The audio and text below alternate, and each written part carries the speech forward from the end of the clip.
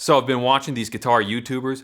One of the really big ones, he starts out his videos just walking into an empty room and then he talks to you for about 15 minutes. So here's the other thing I've noticed. Really abrupt jump cuts. Like every 15 to 30 seconds, there'll just be a random change with no transition, no attempt at video editing or gluing things together kind of tactfully. All of that annoyed me enough that I'm starting a new channel as a complete alternative. But like I'll hear Mike Bloomfield doing stuff like this.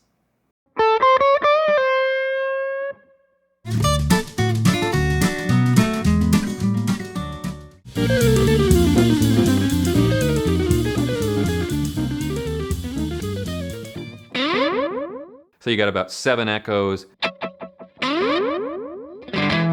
If I've ever helped you out, the short version is, if I've ever helped you out here, if you've ever gotten a single thing from any of these videos, and you've gotten something that has been useful to you, please help me get the new channel going, because I'm gonna be starting that literally from zero, from the ground up.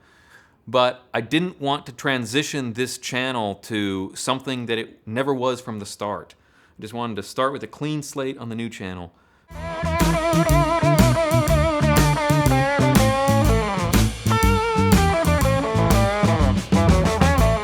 John Coltrane pentatonic is not AC/DC.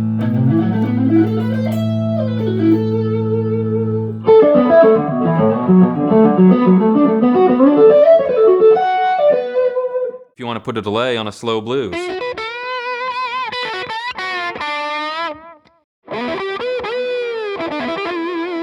That's 376 milliseconds of delay in the right channel and 768 milliseconds of delay in the left channel. You got James Brown.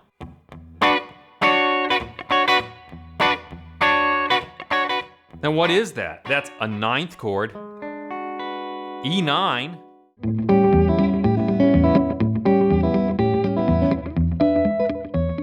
Here's the non-mathematical, easy, fast answer. Experiment between about 150 milliseconds up to maybe even like 165.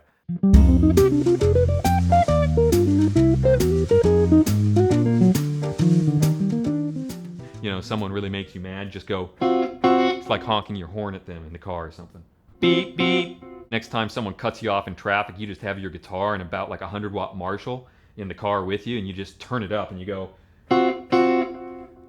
So what was this channel about? How did it even happen? When I started this page, I had no idea or plan for anything. And it was just a place to put stuff. It started out just completely me archiving stuff for myself and, you know, a place to store other videos, like guitar videos that I was watching and my favorite guitar players and all kinds of random things. And then somehow I think like maybe like the Chet Atkins world, some of those people found me and a few people started subscribing here and there, and I started making a few videos now and then, but there was never any structure to it. Around 2017, I started thinking about this actively, began building a little bit of content, and I just had a vision to maybe start putting some things out for myself, and then it kind of got shelved.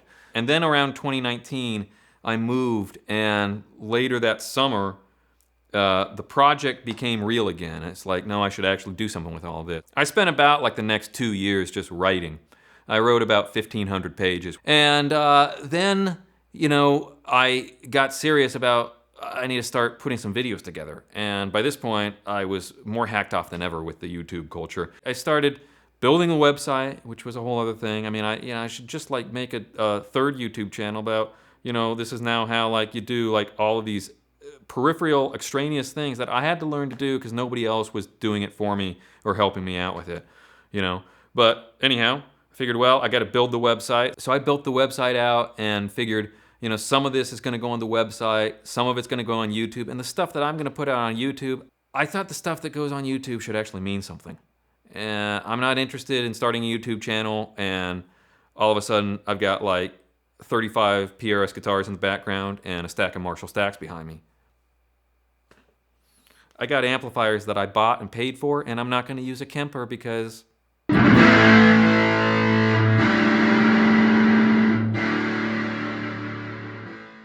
the sound of rock and roll is not the sound of a Kemper.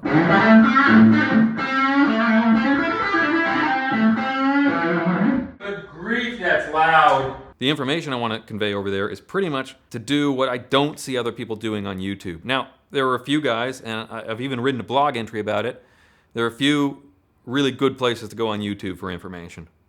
You know, the problem is not YouTube. The problem is kind of the clique, if I could describe it as such, of this little group of, you know, it's like, okay, let's look at the 1960s.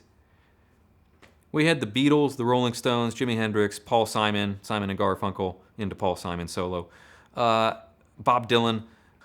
We had all of this music that lasted the test of time. Now, what have the YouTubers given us? What records have they made? What pieces of music have they played that will matter in another 4 decades? At the end of the day, to be a musician is to play. You got to play, and you got to play good if you know, depending on what you want to do with it. And again, I'm not a class warrior. You are so much more fortunate as an amateur loving what you do than as a burned out pro. But if you want to become a world-class guitar player, then the only way you do that is by becoming a world-class guitar player. I'm not saying anything about myself. That's for other people to say that I either totally suck and should crawl back inside my mother's womb until I'm ready for the big time, or that I'm like the greatest guitar player since sliced bread, which, by the way, I don't think that's true. I worked really hard because I was too stubborn to give up. That was my approach to getting better at the guitar. And I learned a lot of good things along the way. But at the end of the day, my aspiration was to be a great guitar player. And the only way that you have a chance at that aspiration is by doing the work. You don't get there by just sitting in a room and putting up a camera and making YouTube videos. So that's a bit about my issue with the YouTubers. But anyhow, as far as what I'm starting out, it's kind of like the antidote to all of that. And I just want it to be a place that's entirely constructive, entirely healthy, and you know, that will help you out. So anyhow, that's my speech.